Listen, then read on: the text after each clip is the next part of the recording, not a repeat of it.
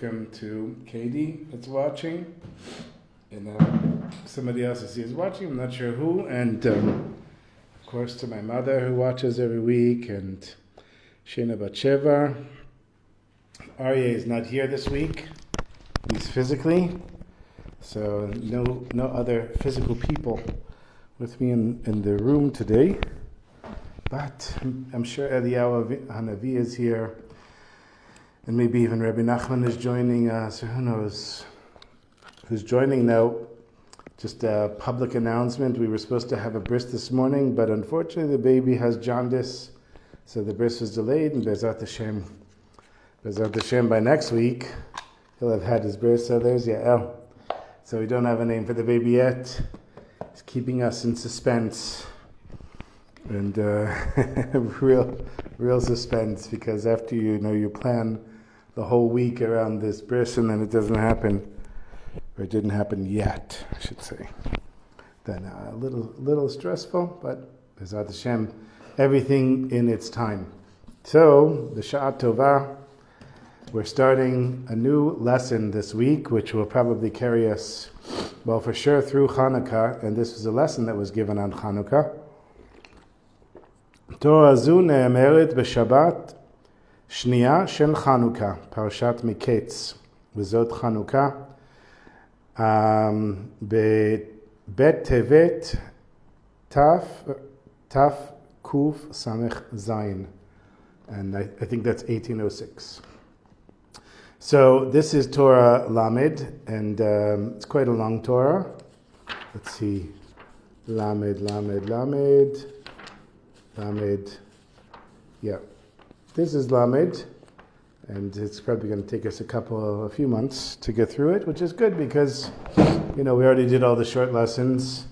Now we get into the juicy stuff, and I think something you'll see, and I didn't have time to learn the whole Torah. I just went over the first few parts of it.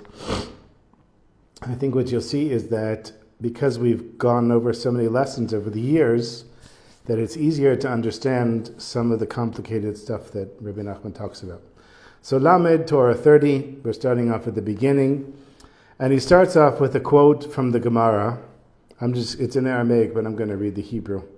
The Gemara Muva in Masechet Brachot Chet, it's brought, Sheziknei Atuna Shalu et Rabbi Yoshua ben Chanina. Now, if you remember before, we had the lesson about mate vela mate, that they wanted to know, where is Hashem? And he pointed his finger and he said, right here. And they said, oh really, that's where Hashem is? He said, yes, this is the center of the universe. And then Rabbi Nachman went on it took us many months to go through the whole lesson, where he talked about how you can grasp Hashem, but you can't really grasp Hashem.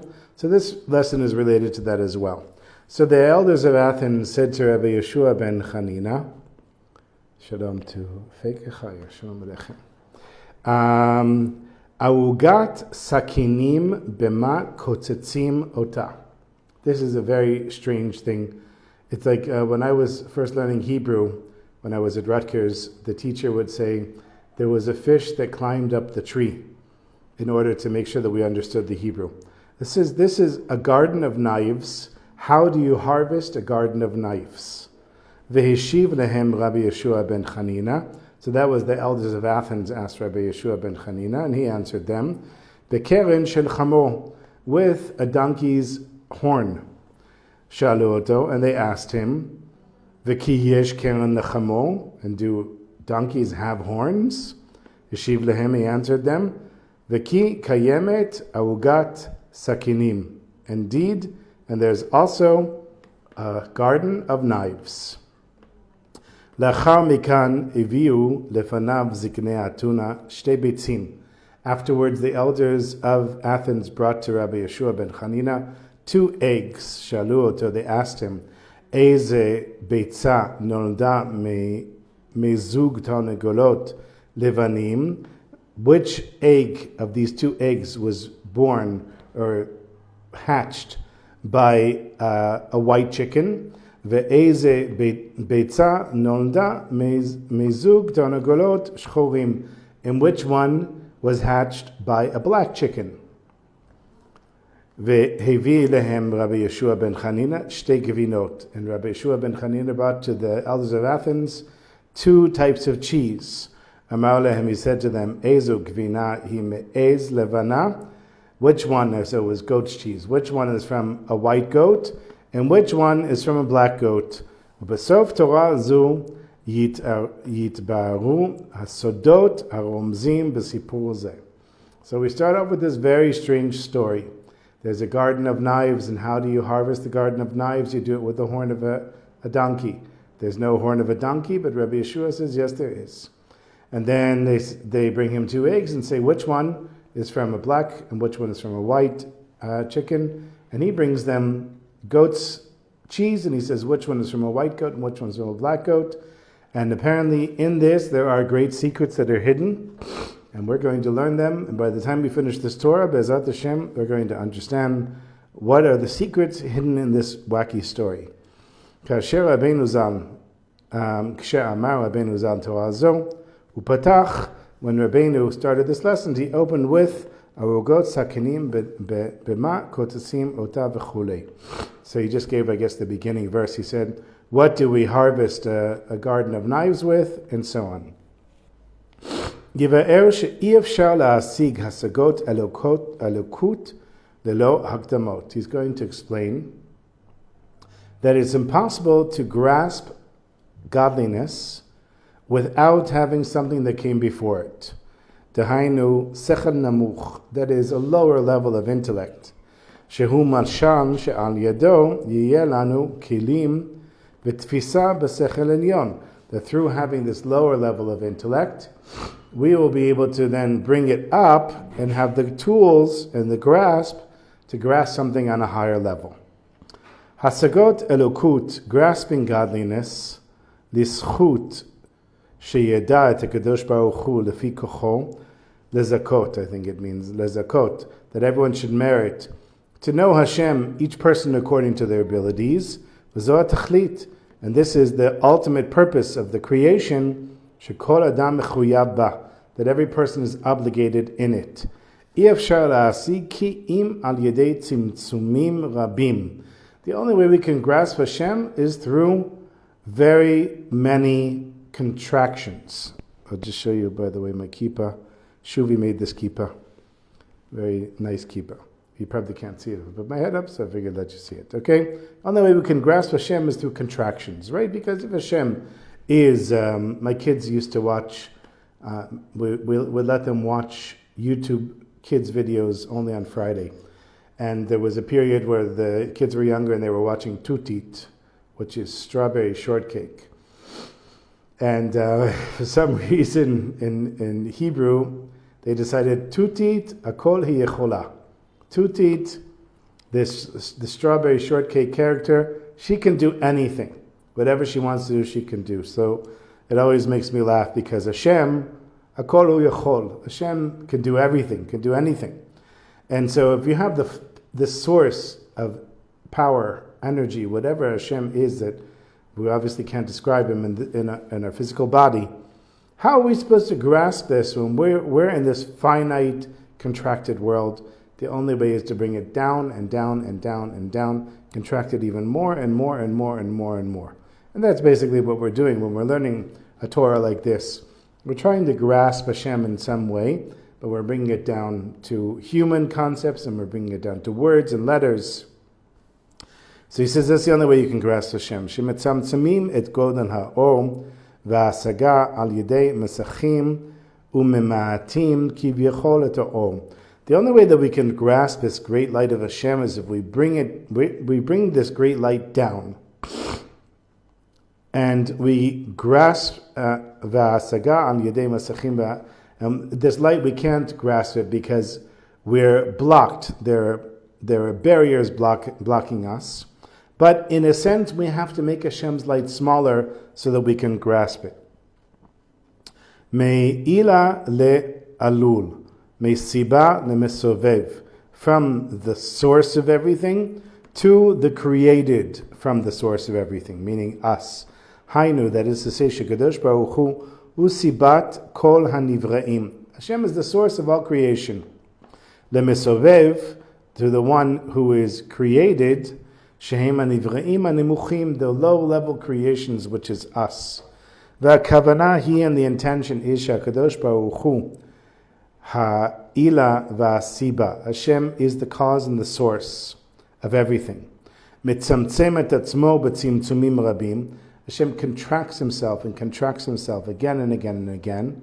Kadesha ha'alul shehu ha'mesobev hanivra tachton, in order that the thing that's created, which is us, this low level of creation, yichola asig hasaga kol shehi be'elokut, that we can grasp some type of godliness. V'chen tzimtzum hu meisechel helyon, and so the contraction comes from the supernal intellect, sfirat chokhmah, which comes from the level of chokhmah, and I still have the chart in the book here, coming from chokhmah, which is, where is it, over here, at the top of the chart, all the way down to Malchut, I believe. Let's see what he says. Yes. The Sechel HaTachton, Sfirat HaMalchut, B'Bchinat Emunah. All the way down to the lowest level of Malchut, which is the aspect of faith in Hashem. So what does that mean?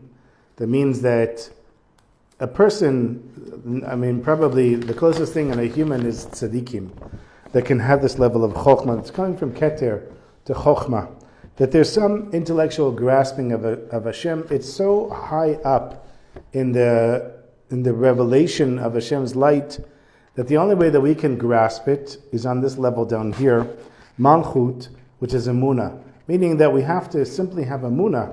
We're not really going to intellectually be able to understand Hashem. The only way we can grasp Hashem is by having different levels of Emunah. As we see in the physical world,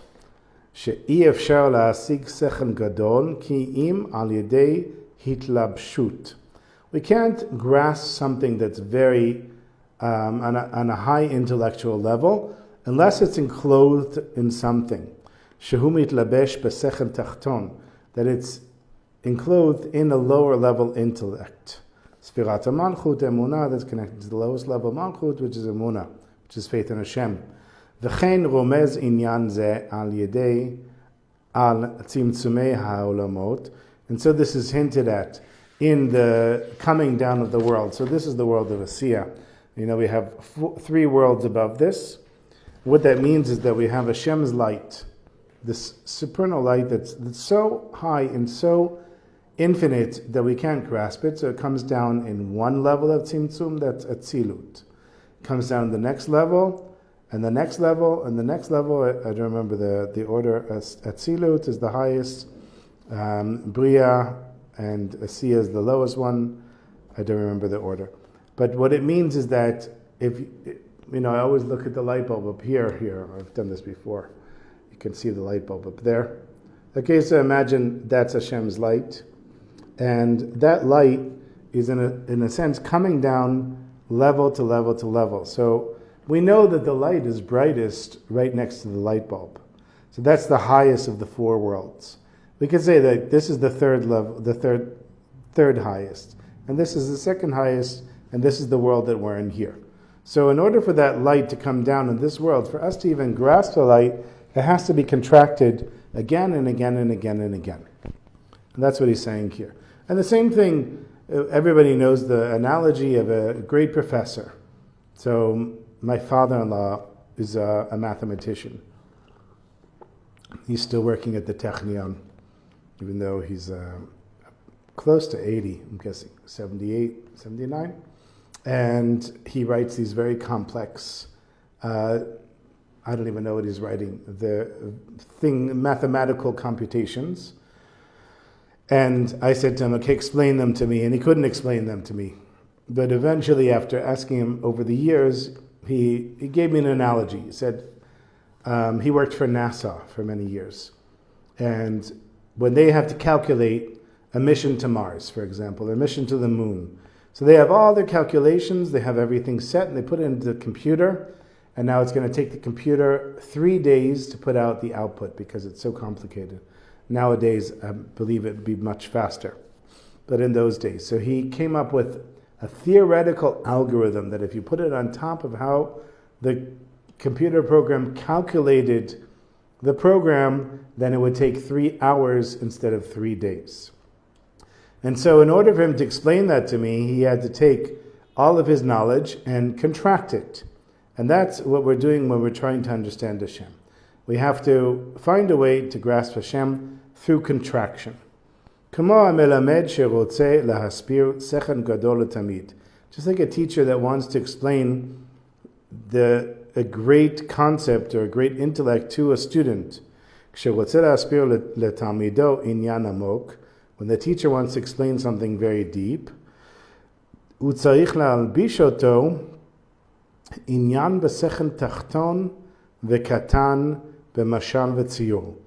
the teacher understands some big concept, but he wants to explain it to the student. So he has to clothe it in something that is on a lower level intellect, something that's small with an example or an illustration.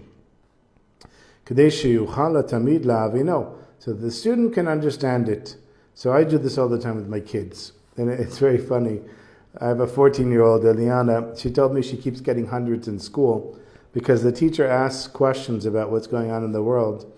And I'm constantly explaining to the kids what's going on in the world. Why did Russia invade Ukraine? What is inflation? What's Bitcoin? I don't know. Whatever comes up that day, I'm constantly homeschooling the kids. And she's the only one in class that knows the answers to these things. So in order to explain what these things are, like what is money, that's something I've explained to the kids many times, you have to contract it. And you have to explain it in a way that a kid can understand it.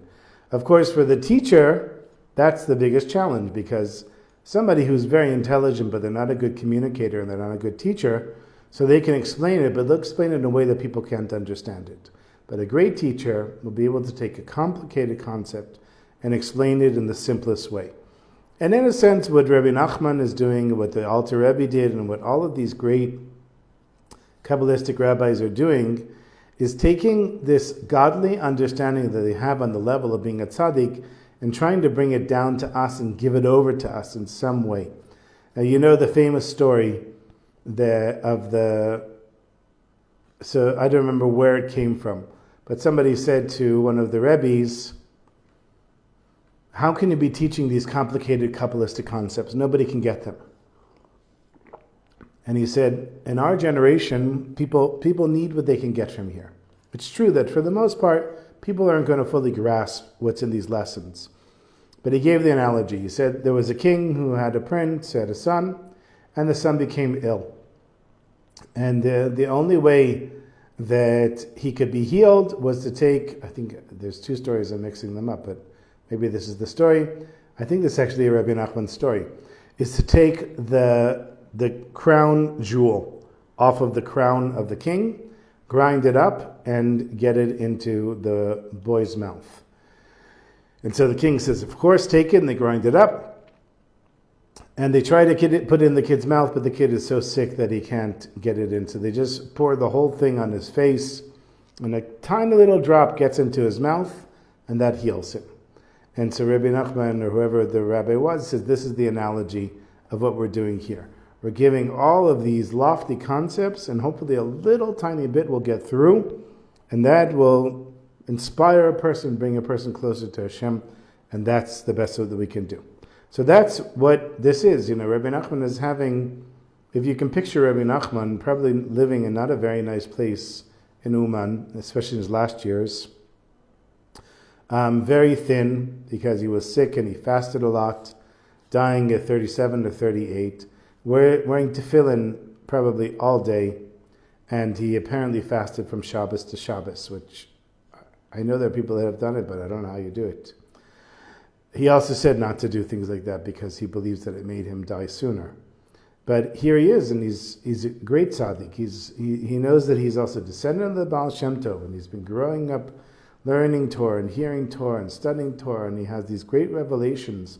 And he's sitting down with 10 or 50 Hasidim and giving them over, and they're writing them down and then putting it into this book, and that's what we're reading now, 250 years later, not 250, 204, or whatever, 214 years later after he passed away. So we're trying to just get something out of this, whatever we get out of it that's beneficial, and whatever we don't, it's okay. דהיינו, שהוא מציע לו מלכתחילה הקדמות ושכליות קטנים שמסובב לו תחילה בכמה מיני דוגמאות שאינם הדבר עצמו. So what does the teacher do? He gives in the beginning a student lots of introductions and lots of little anecdotes that are around the idea and all kinds of examples, but they're not the thing itself. כדי להבינו על ידי זה המכוון, in order so that he will understand it through this, what the teacher wants the person to understand, שהוא שכל עליון וגדול, that this is a great supernal intellectual thing. לאחר שביאר שההשגה באלוקות היא על ידי צמצומים ולבושים, after he explained that the way that we grasp godliness is through contraction and through enclothing it, יבאר שזוהי הסיבה שגם אדם קטן במעלה צריך את הרבי הכי גדול. He explains, okay, so now that we understand that the only way we can grasp Hashem is by having contractions and by having all kinds of other ways of explaining it, he now says that even the lowest level person has to find a great rabbi. Obviously, you're going to need a teacher. The better the teacher, the more you're going to grasp. וצריך כל אחד לבקש מאוד בחיפוש ותפילה. Everyone has to ask in their davening and in their searching. מלמד הגון כזה. A righteous and good, proper fitting teacher. שיוכל להסביר ולהבין אותו שכל עליון וגדול כזה. That this teacher will be able to explain to this person this high and great intellect. דהיינו, השגות אלוקות, that is, trying to grasp and understand godliness. כי צריך לזה רבי גדול מאוד מאוד, because for this you need a great Rebbe or teacher. שיוכל להסביר שכל גדול כזה על ידי השכל התחתון כנ"ל. That this teacher can explain this supernal high intellect in a way that the low intellect, using the low intellect. כדי שיוכלו הקטנים להבינו. So that the lowest level people like us are able to understand these concepts. ולהשיג דווקא דרכו השגות אלוקות על ידי שהיה להם אמונה. And then they can grasp through this teacher understanding of Hashem through emunah, through faith in Hashem. Now, we have the example of Lubavitcher Rebbe, who was this level of a teacher, that the Rebbe was able to bring down lofty concepts and give them over in the simplest and lowest way.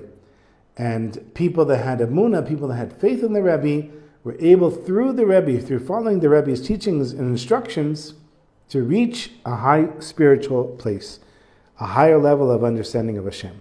Katab Likutey Alachot, Reb Nassan wrote in the Likutey Alachot, which is taking the Shulchan Aruch and giving Rabbi Nachman's explanations, Torahs, based on the Shulchan Aruch. V'zeh leshono, and this is what he said. Ikar hu ha'emunah. The main thing is emunah. Ki ha'emunah hi ha'atchala v'ha'petach v'ha'shar lichnos ba'avodat Hashem. Because emunah is the beginning and the opening and the gate in order to come to serve Hashem. Uba'asagat elokut, by grasping godliness, shehi asofa tachlit shekol ha'yediot v'asagot. This is the ultimate level of all of the knowledge and understanding that there is in the world. To understand godliness, b'bchinat tachlit ha'yedi'ah asher lo neda. And what is the highest level of understanding? Of realizing that we don't understand. But it's not somebody who just says, "Oh, I don't understand anything. I'm just going to be a fool and I don't understand anything. I'm already on the highest level." No, it's that you try to reach the highest level that you can get to, and you get there and you realize that you don't actually know anything. But somebody who walks around and says, "No, I'm just a simple person. I don't understand anything," they haven't grasped anything. V'zeu b'chinat emunah, and this is the aspect of emunah, of faith in Hashem. Ki zehu atachlit של כל הידיעות וההשגות שיודעים ומשיגים שאי אפשר לידי כלל. That this is the ultimate purpose of all of knowledge and understanding, that we get to the place that we know that we don't really know. רק נאמין בו יתברך. So we get to the place where we just have to have faith in Hashem. Now you can do this with science in the simplest way. People are able to have babies in vitro, meaning they take the egg and they take the sperm and they put them together in a petri dish or however they do it, and then they check to see, and then they check to see that the two of them started doing the work that they're supposed to do, and then they put it back into the woman and hope that the babies that they started continue to grow. Now, this is a miraculous thing, and many people have been able to give birth or conceive and children are born through this method, but nobody can come up with life itself. Nobody can invent something that doesn't already exist. You can take two components and put them together and create something new. But nobody is taking the original elements of the universe and making new ones, because that only Hashem can do. And Hashem is the only one that can create life. So no matter how far you go in science, and let's say you're a great biologist and you really understand this on the most elevated molecular level, at some point if somebody comes to you and says, well, can you create life without these things? And you'd say, no, that's completely impossible. So you understand that it's completely impossible much more than the person asking the question. Because you have so much knowledge, you've reached the place where you understand that really at this point, I don't understand. V'zeu b'chinat, and this is the aspect of ani rishon v'ani achron u'beladai ein Elokim. And this is the aspect of that I'm the beginning, I'm the end, the first and the end, and without me there is no other God. Ani hu b'chinat malchut, b'chinat emunah keyadua. All right, I just don't want them to get too deep into this because I want to stay with it. So what we just read now is I am first, I is the aspect of Malchut, which is the lowest level, which is connected to Emunah, as we said before. I'm the beginning, I'm the end. Ki atchala hi me'emunah u'va'asof hu ha'emunah. The beginning is faith, and the end is faith. וכל מה שיודעים ומשיגים יותר בהשגת הליקוט יתברך, נתחזק האמונה יותר ויותר. The more that we grasp Hashem and understand Hashem, the greater our faith in Hashem is. וזהו עיקר התכלית, and this is the ultimate purpose, של כל ההשגות והידיעות כנ"ל. Of all the reason that there's any knowledge and understanding of the world is in order to understand Hashem. ועל כן צריכים, and if you just think about it, let's say somebody is a great genius. There's some Jewish guy, I don't remember his name. I don't even know if he's still alive. He was apparently a mathematical genius. Was, and he used his mathematical mind to understand the stock market and became a multi-billionaire. And I don't have any problem with somebody becoming a multi-billionaire, but this poor guy was really miserable. As far as I know, he never used his intellect to try to understand Hashem, and despite having all the money that a person could possibly want, he didn't have any of the joy that a person that has no money but understands Hashem has. And so you're welcome to use your knowledge for making money and for learning science and for all of these other things, but ultimately the ultimate purpose of the knowledge is to bring you to understanding Hashem. Al ken tzrichim rabbi gadol biyoter sheyuchal lahachnis hasakot elokut. And so you need the greatest Rebbe or rabbi that you can possibly find in order to put these concepts of godliness into your head, which is exactly what we're doing in this lesson. Rabbi Nachman is putting concepts of godliness into our head. Afilo behafchutim v'ashvalim ma'od ma'od, even to put these concepts into the lowest and the most humble or downtrodden of all people. Ki kol hasagot v'yediot hem rab b'chinat mate v'mla mate. There it is. that all of the things that we understand and grasp, the truth is they're only reaching but not actually reaching. Nobody actually reaches the level where they completely, totally understand something. Because whatever it is you understand, there's always a higher level of understanding. Take somebody who is a surgeon. They understand how the body works, but they always know that there's parts of the body that they don't understand how it works. And there are always going to be things that they don't understand how they work. A person who feels like they understand math or literature or whatever it is, whatever subject that you study and become an expert in, you'll know that there's always more to learn. And that's grasping, but not grasping. Reaching, but not fully reaching. Mate v'la mate. Begin, delete, machshavat, tfisa, be, klal. I guess the ultimate purpose is to know that you don't know at all. Ki be'emet al pi chokhmot bevadai i efshar la'isiko. Through simple philosophy, you're never going to grasp Hashem. Ve'leida mimenu klal, and to know Hashem at all. Ki yachol lit'ot bechokhmato ma'od. Person can make a mistake, get tripped up in just using their intellect to understand. Kederech nivucho ha'mechakrim achman al-atzlan, like the perplexing thoughts of the philosophers. Hashem should save us from them. So just imagine you say, okay, I'm taking Amunah out of the picture. I'm taking faith in Hashem out of the picture. I'm only going to understand Hashem with my human intellect, what I can see and what I can understand. No way. You can't understand Hashem because it won't make sense. If you say, well, the whole world, there's chaos theory and there's actually a pattern in chaos theory, it won't help you. Chaos theory won't help you understand why I'm struggling with this thing and why that person is not struggling with that. Why I merited to have these things and that person didn't merit to have them. These are things that no human intellect could possibly understand.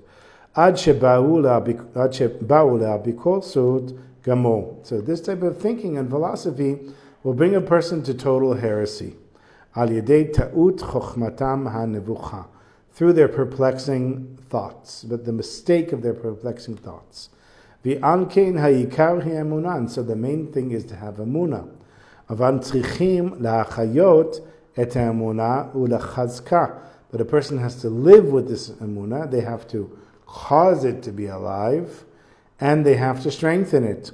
Al yedei amshachat achiyut me'or panim shehu asechen. By bringing down, in the way that we're doing now in this lesson, trying to use our intellect to understand Hashem, to grasp the light of Hashem.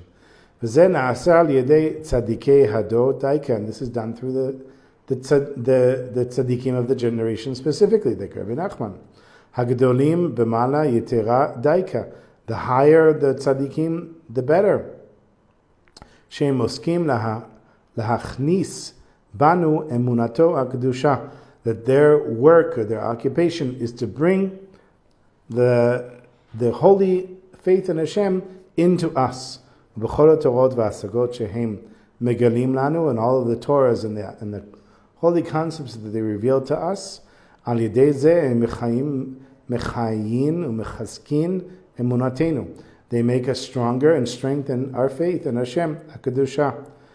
Ki afan pi she'anu ro'im u'mvinim she'ein anu mvinim divreihem klal. Even though we don't fully understand everything that these great rabbis are saying, v'anu ro'im me'achok she'chokhmatam gdola ne'elam v'rachok me'itanu ma'od. And we see that they're able to understand things on a much higher level than we can. And compared to them, we're very far away from them. Afan pichen, nonetheless, kol chad kafum ma. Okay, so I don't know what that is because it's in Aramaic. Yechol lehit notzetz lo ma'at. Still, a person can get a little bit of spark of this understanding of godliness. Remazim gdolim v'chazakim kamo kama tzrichim litchazek b'emunah. Hints, great hints, and strengthening us in strengthening, and maybe I'm misunderstanding the Hebrew, strengthening us and strengthening our emunah, our faith in Hashem. Here's something in Aramaic again. and to understand a little bit of Hashem.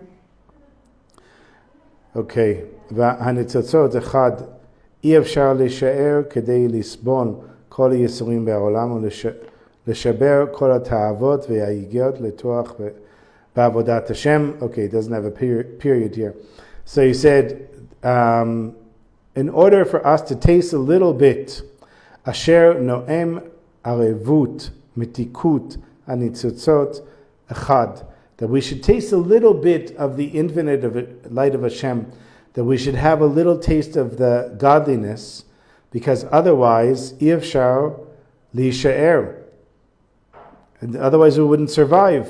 Kedei lisbol kol yisurim ba'olam, all of the suffering that there is in this world, all the difficulties there are in this world, lishaber kol ha'ta'avot, and to break all of the desires, ulityageh litroach ba'avodat Hashem, and to make toil and to make an effort in serving Hashem, bechol hatrachot hayigiot u'mesirot nefesh be'emet bishvil arevut ni'imut hanitzotzot echad. So we're going through all this suffering and all this difficulty in this world, only for us to have just a little tiny bit of a taste of godliness for 1 second. Ashrei hazocheh leodof achar ze be'emet. Blessed are those that merit to go after this little spark of godliness truly. V'yan ken hatzadikim amitim gedolim biyoter machnisim banu ha'emunah ha'shlema t'kedusha ad kan leshono. And so that's why we have the great tzaddikim, in order to put a little bit of this holy emunah, this holy faith, into us. Ula'asig davka darko hasagot elokut al yedei shaya lehem emunah. We're going to go back to that next week. And to grasp a little bit of the godly light of Hashem by having emunah, by having faith in Hashem. So if I just take what I've been saying all throughout the class tonight, if I just take the lesson that we're learning tonight, and you get something out of it, a tiny little bit out of it, how are you getting it? You're getting it by having faith in Rabbi Nachman and what he's teaching. And that's the intention. Okay, so I want to tell a short story about Reb Shlomo. It's very funny because when I was at work, I said, I know exactly where this is and which book it is on the bookshelf. But when I went home to get all the stuff that I bring, the stender and the guitar and all of that, I forgot to look at the book. But I pretty much remember the story. So there were a couple, I don't know, it was whoever it was in the early days of Reb Shlomo's days in California, probably in the late 60s, and they were driving to some shul. And there really wasn't enough time. Probably Shlomo was late for some reason. Oh, by the way, why am I telling a story about Shlomo? Because his yard site was Motzei Shabbos and Sunday. And so they're driving in this car, and it starts getting later and later and later, and they're going as fast as they can. But at some point, Shlomo says, "That's it, it's Shabbos, turn off the car." And, the people in those days, the groupies that were following Shlomo around, they weren't religious, most of them. So they said, What do you mean? It's going to take us like 12 hours to walk to where we're supposed to be on Shabbos. And he said, doesn't matter, turn off the car. So they turn off the car, and he says, you can't carry the keys either. So they leave the keys, they hide the keys, in some bush somewhere. And the people get out of the car, and they start walking, and they've got 10 hours or whatever it is in order to get to the shul where they were supposed to be for Shabbos. And as they're walking, people are driving past them and honking their horn and saying, you need a ride? And they said, nope, it's Shabbos. We're not taking a ride. And I actually had this experience when I was 17, 18, and I started walking to shul in my neighborhood. I went to the local Chabad house, and I don't remember how many Shabbos I actually did it for, but there was a period where I was walking to shul, and all of my friends and their parents would stop me on the road and say, you want a ride? And I said, no, I'm walking. No, why should you walk? We can give you a ride, it's not a problem. I would explain to them, no, I'm trying to keep Shabbos. They didn't really understand, most of them. And so some people would say, oh, really, that's really wonderful. Others would say, oh, you're just crazy. Why would you be walking in the rain? Sometimes it was walking in the rain, sometimes in the heat, whatever it was. So here they are walking. And at some point, somebody stops by them and says, "What are you guys doing?" They said, "We're walking to shul." And they say, "How far is the walk?" And they said, 10 hours. They say, "Why are you walking?" And they said, "Because it's Shabbos." And so one guy decides to park his car by the side of the road and get out and start walking with Shlomo. So now instead of 4 people, there are 5 people or 6 people, whatever it is. And then another person sees Shlomo and they say, "What are you doing?" He says, We're walking to shul. We've got 10 hours to walk. We can't drive on Shabbos." And he stops his car and she stops their car. And all these people stop their cars and they start parking on the side of the road. And Shlomo starts singing, "The whole world is waiting to sing this song of Shabbos, and I'm also waiting to sing the song of Shabbos, la la la la la la la la la." And they're singing, and now people are driving by, and they hear this group of people walking in the night and singing, and they say, "What are you doing?"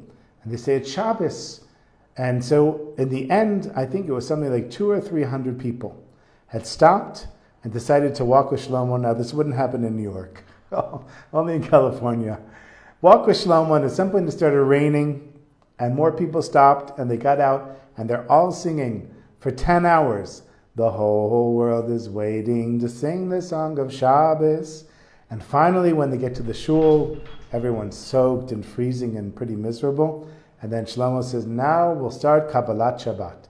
It was like 2 o'clock in the morning, and apparently it was like one of the greatest davenings ever. And of course, the community was very impressed that Shlomo came with all these people, and everybody brought food from their homes, and they brought clothes, dry clothes for people to wear. And the person who wrote the story, this is in Holy Brother, which is stories about Reb Shlomo after he passed away. He said, that was the Shabbos that made him a Jew. That was the Shabbos that made him keep Shabbos. And Bezat Hashem, we should merit to have the same. So Yishar Koach to everybody that hung around for the lesson. And next week we'll continue Bezat Hashem. Until then, a little nigun. What are we going to sing?